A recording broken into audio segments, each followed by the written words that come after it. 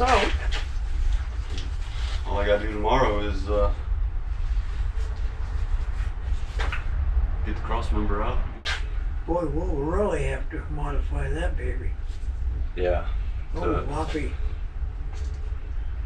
You're taking this completely out. Yeah. And then maybe using part of it to weld to Right, the other one. Yeah.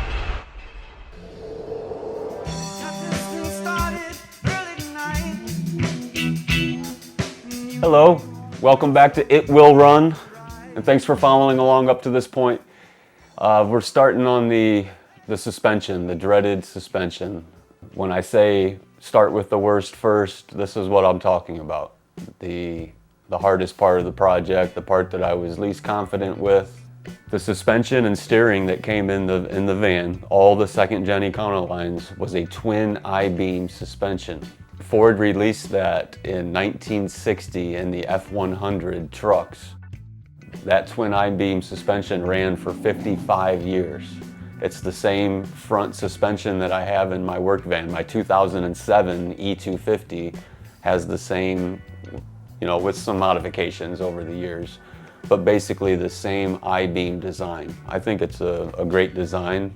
It's got a little bit of bump steer, but once you get used to it, in my opinion, there's no better front end on a van.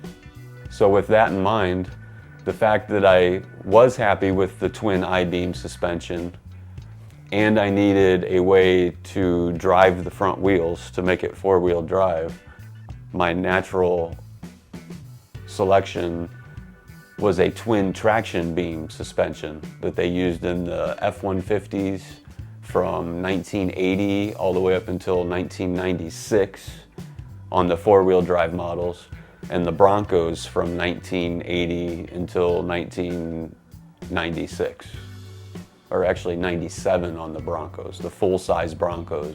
That's why I went that direction, being happy with the twin I-beams, needing a front differential. That's why I naturally just gravitated towards another Ford product, which was the twin traction beam, Dana 44.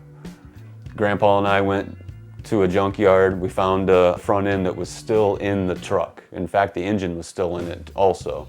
And they were willing to sell it to me the way that it sat in the truck. They actually just cut the frame members. They pulled the engine, cut the frame, even gave me the front drive shaft from the transfer case up to the differential. All the steering, left it all exactly the way that it was in the truck, so that way I could bring it back and measure how it sat in that F-150. So I know, and that's kind of why I'm getting into the twin I-beam suspension that's currently in the van. I wanted to measure exactly the way everything sat inside the van, how far the I-beams came into the pivot points, exactly where the spindles ended, the wheel mounting surfaces, and then I could do the same thing with the front end of the F-150 because they were willing to keep it all intact like that. We were able to fit it on Grandpa's trailer. That was a huge benefit to be able to measure and see exactly how it sat in the truck. Before removing the front suspension and steering off of the Econoline, the twin I-beam, we put squares, put a T-square and a square out on the wheel mounting surface of the drums, made sure that those wheels were perfectly straight, checked them with the rear wheels to make sure they were parallel, in line with the rear wheels, and then locked it. Just took C-clamps and locked the wheels that way, and then started measuring every single thing we could think of. And I hung strings, and those strings ended up saving my butt a few times. I actually hung strings from the fenders right down the wheel wells and marked the center of each side, the center of the spindle. So when I started putting that F-150 twin traction beam suspension under there, then I knew that no matter what, the center of the wheels had to line up with those strings. Then I just started trying to find every single thing that these two front ends, these two front suspensions had in common. What did work? What would I not have to change? Got the beams out, got this cross member out.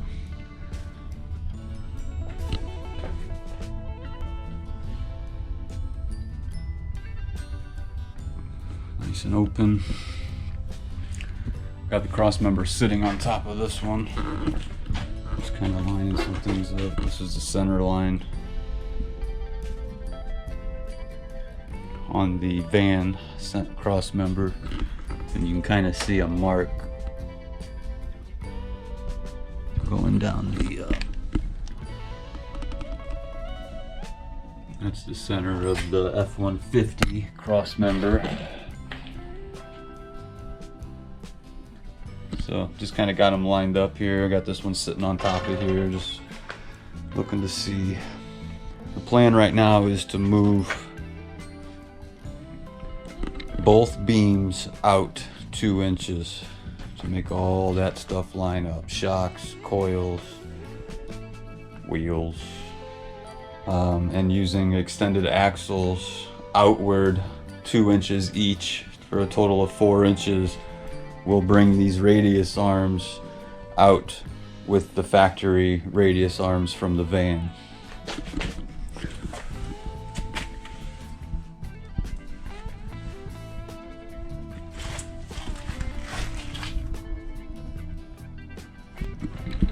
But this one is just a little shallower, the van, and it gets skinny right there where the old steering, where the old idler arm connected right there. It gets skinny right there, and that's right where that passenger side beam would mount. So I might have to come out here, I might have to weld something on here to come outward, so that beam, because that's got to pivot exactly in the same place, even though it's going to be moved over. Right here's the F-150 pivot bolt. So if you move that up and then go over 2 inches, that's where that ear is going to be underneath there, that pivot mount. And probably out here a little bit. I don't think this is where the engine cradle comes down and connects to the cross member. Well, it's right here. That's the pivot bolt.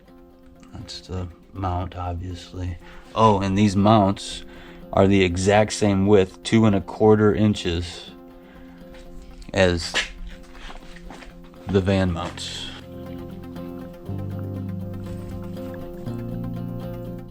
I'm gonna chisel these rivets out of here. 1, 2, 3, 4. Oh man, 7. 1, 2, 3, 4, 5, 6, 7 there. Same way here. 1, 2, 3, 4, 5, 6, 7. Each one of them has 7 rivets. And I'll switch those over to bolts and then also weld them once I know that everything works and the van's all lined up. Then I will get under there and weld them. But for now, I'm going to take advantage of those holes, and bolt them.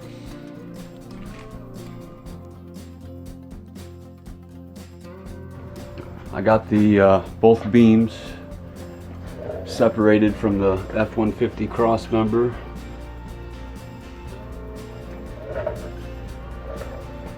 Clean them up a little bit so I'm not getting greasy every single time I touch any of this stuff. That's the van's cross member. It's still fairly dirty. And then the passenger side.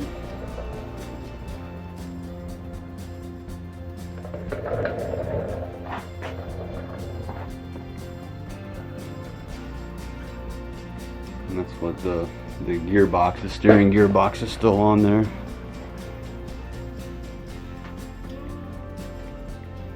I think I'm going to, the plan is today,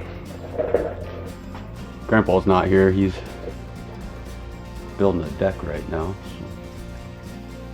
So I'm actually going to attach springs. I'm going to try to see if I can get the van springs to attach to the F-150 beams. And I think I'm going to take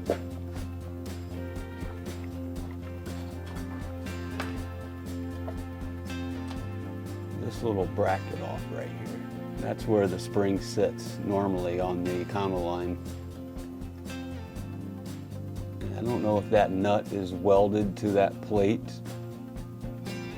or if it's separate. I'm kind of hoping it's separate. But I think I'm going to find a way to make that work because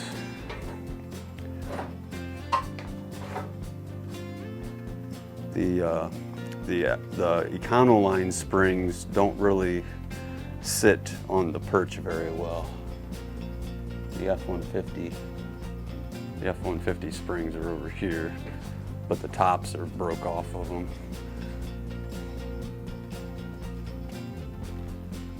Both of them.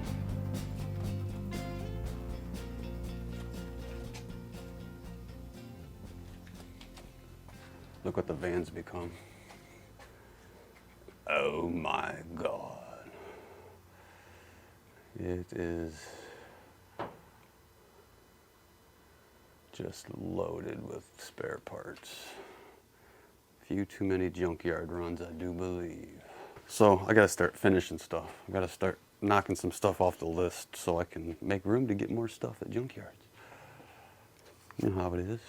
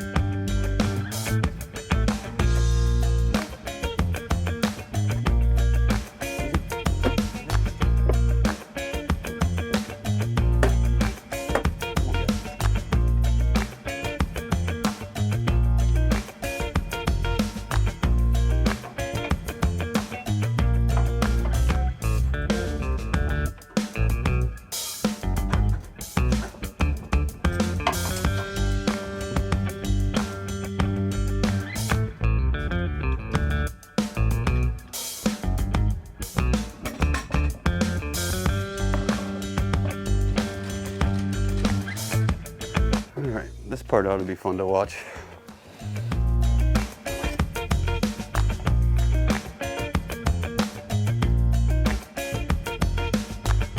The objective.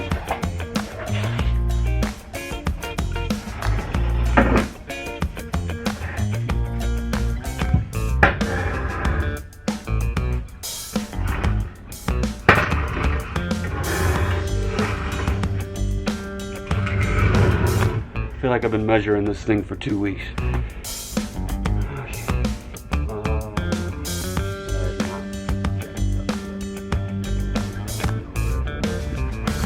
Center would be probably as close to the differential as possible.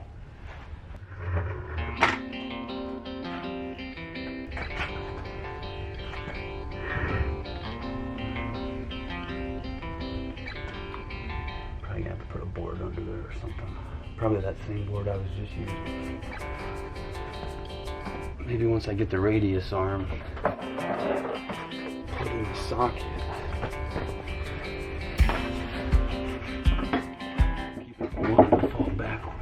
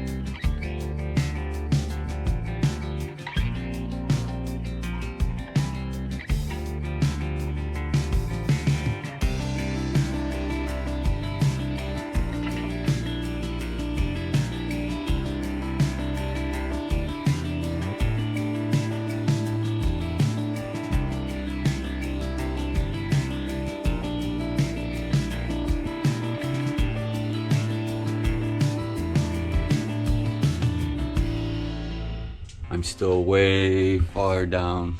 Look how much space I have here.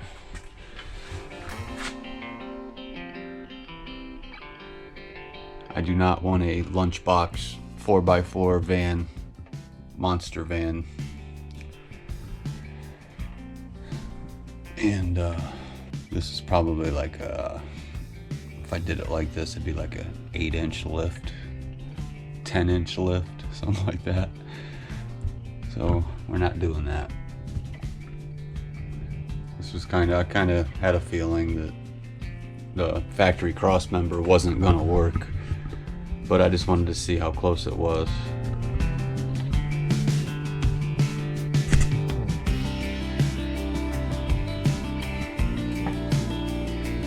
It's actually hitting back here on the pinion side. This is where it's bottomed out.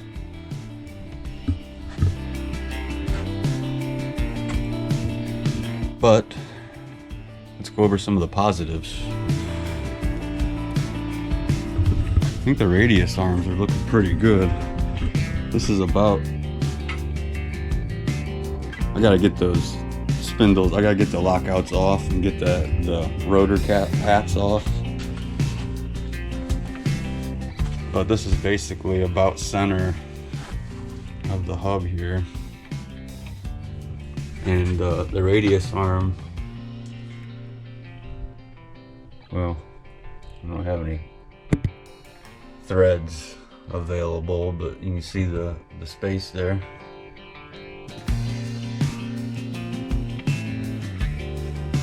So it looks like the factory, the F-150 radius arms, I think I'm going to be able to make those work.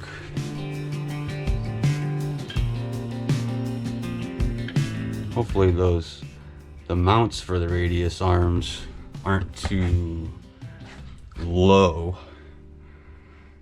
because if I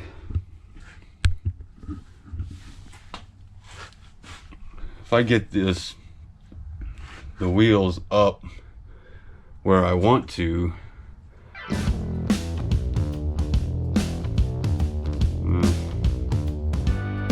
still gonna be pushing it. It's still gonna be lifted, I think, but I'm just worried that the radius arms are gonna be kind of down at an angle like this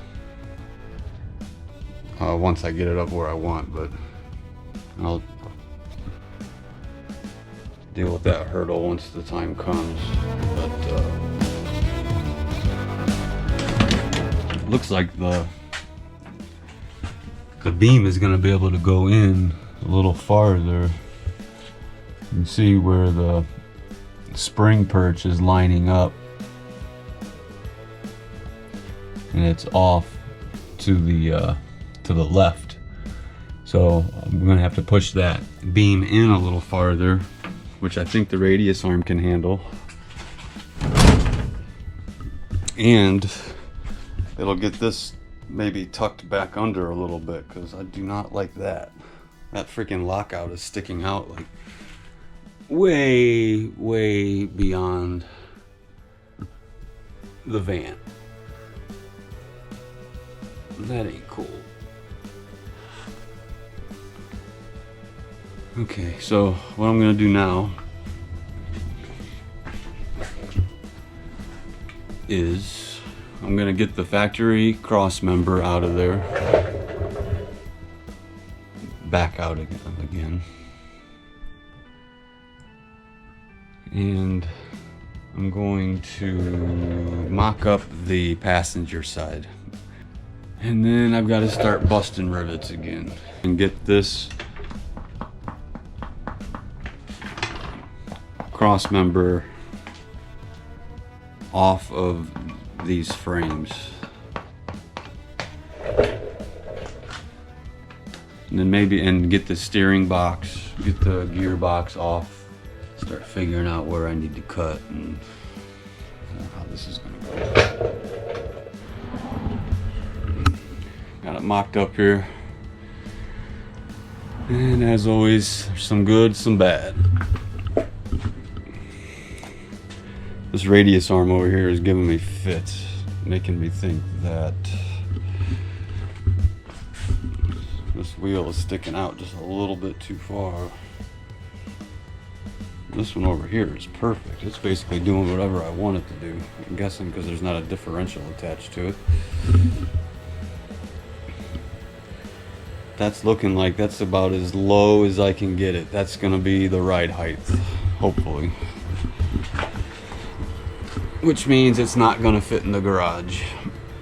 In order to get it out of the garage, I'm gonna have to put steel wheels on it, drive it out on wheels, and then jack it up and put the actual wheels on it. Like I said, the passenger side's kind of letting me manipulate it and put it wherever I want. It's a little off center right now.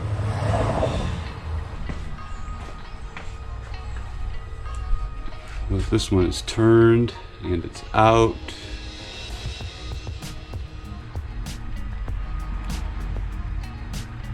I've got to try to get these pivot points right here. I've got to get those as high up as I possibly can. So I don't want the suspension. I mean, normally a twin traction beam is kind of like this at an angle. I don't think it's good for the I-beams to run like this. So if I have any shot at all of not jacking this van up, way up, I've got to get these pivot points up into the cross member as far as possible.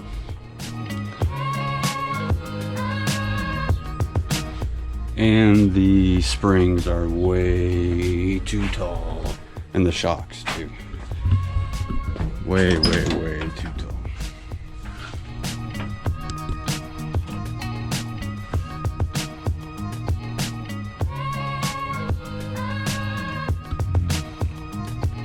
I think the light's actually hurting.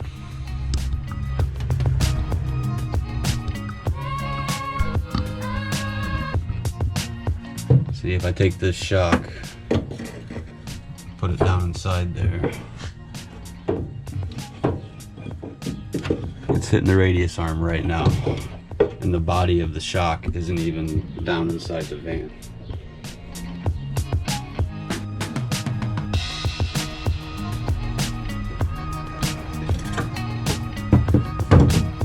So I'm probably gonna have to move the shock mounts off the top of the radius arm and get them put somehow like on the side of the radius arm.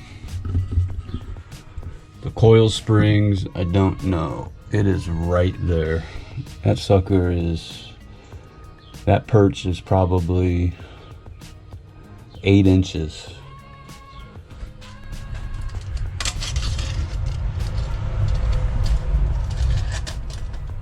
Yep, right on the money.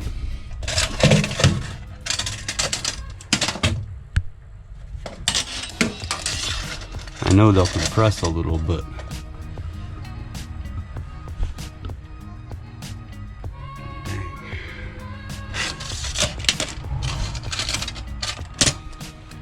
I was all happy that they were lining up decently. The first thing I realized was the springs. I was not going to be able to use coil springs. I was afraid to cut them and then re-harden them or anneal them. I believe it's called annealing the metal after you get it red hot and you start to manipulate the steel to shape the way that you want it to.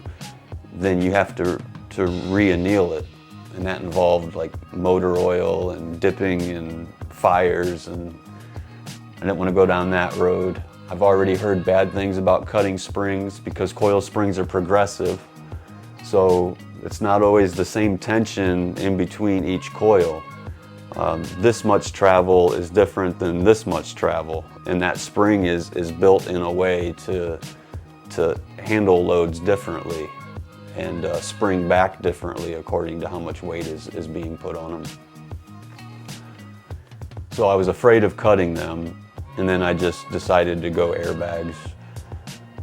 So that was a whole nother week or two of researching airbags, trying to find the right setup, trying to find the right bags that could handle the weight of the van, trying to find ones that would ride halfway decent. I could get some travel out of them so the van doesn't just you know, move a half of an inch when you hit a bump. Building pains, that's what we'll call it, building pains. But it will run. Just gonna have to find a way to incorporate that cross member with that cross member right there. Frankenvan.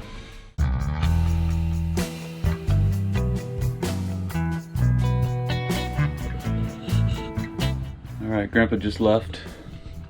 Actually got somewhere today.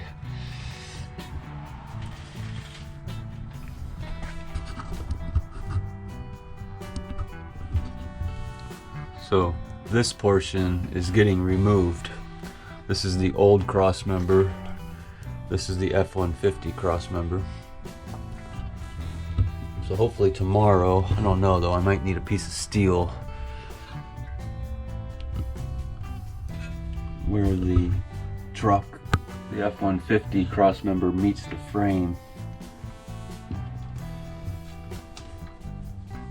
Right there. That gap right there. I really want a plate that fastens to the frame and then comes down and meets with the other, with this bracket right here. I'd like a plate that comes up and is welded to the top of that, comes all the way up, and then weld that to the end of this here.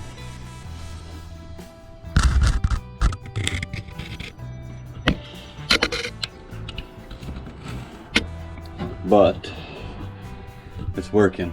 So the hump, the differential is lining up perfect with the relief of this cross member right here.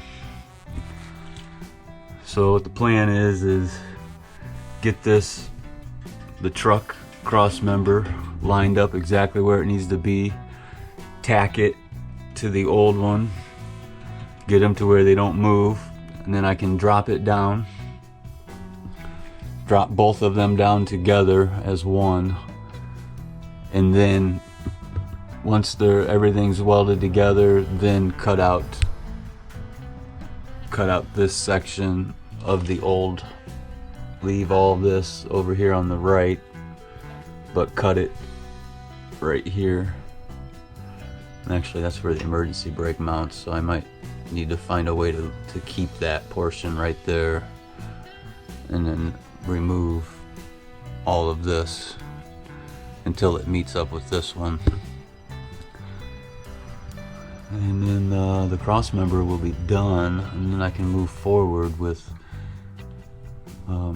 airbag mounts and radius arms,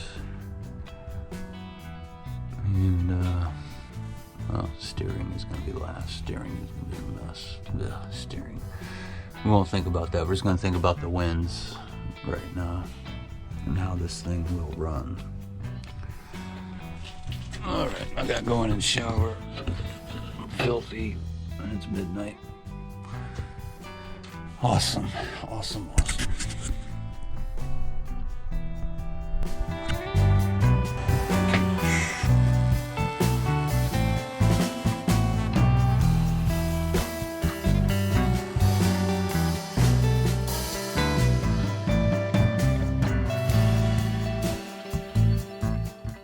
I had a bunch of steel made this week, or cut, I should say. I thought they'd be able to trace my templates.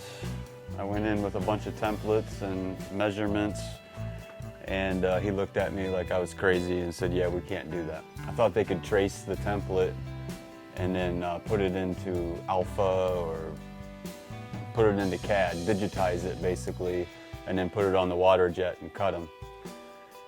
And he said, no, the only way you're getting these entered into CAD, getting these digitized, is if I enter it manually, and that's going to cost you hundreds of dollars. So I just had him cut the pieces.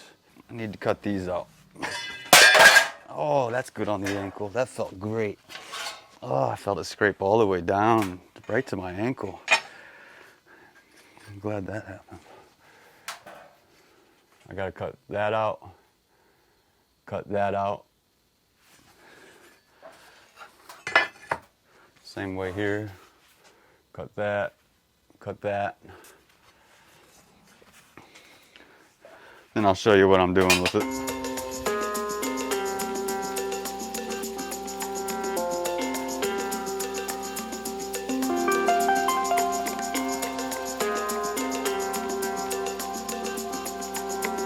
So I got another one to cut that's thinner. This is 3/16.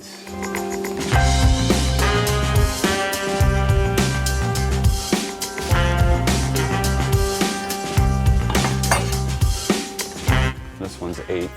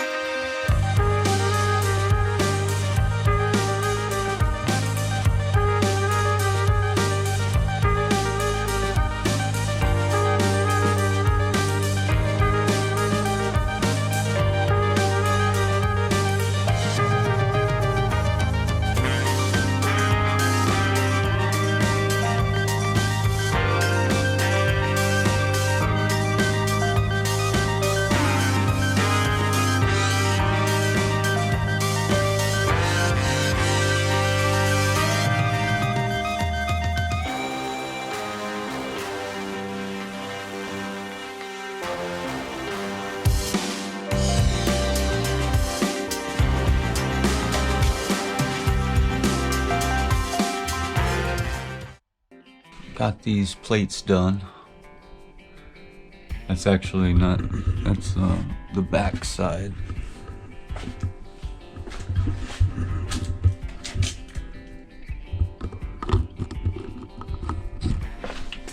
The other plate that's on here.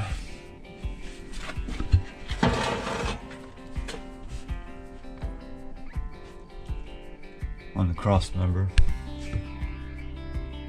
This one is 3/16, the one that's welded to the Crossmember here, and then the one that's up there on the that I just welded to the frame is 1/8, and in the van, this part of the frame here is 1/8 inch. So got some beef there holding that section. Alright, got it in. I don't know if I already took this video or not. Oh, this is a duplicate. I apologize to myself. Got that all bolted in.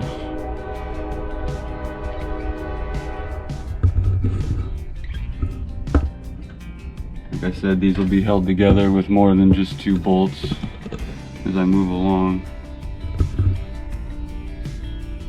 I think this is the best video.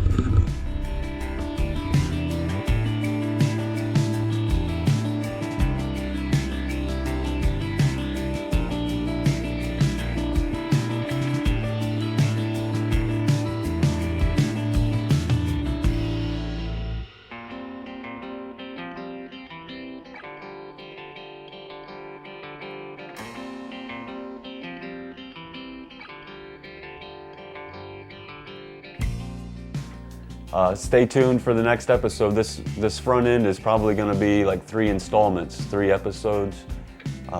There was so much that I can't fit it all into one episode. I'm going to have to break it up. Unless you're into watching 2-hour YouTube videos.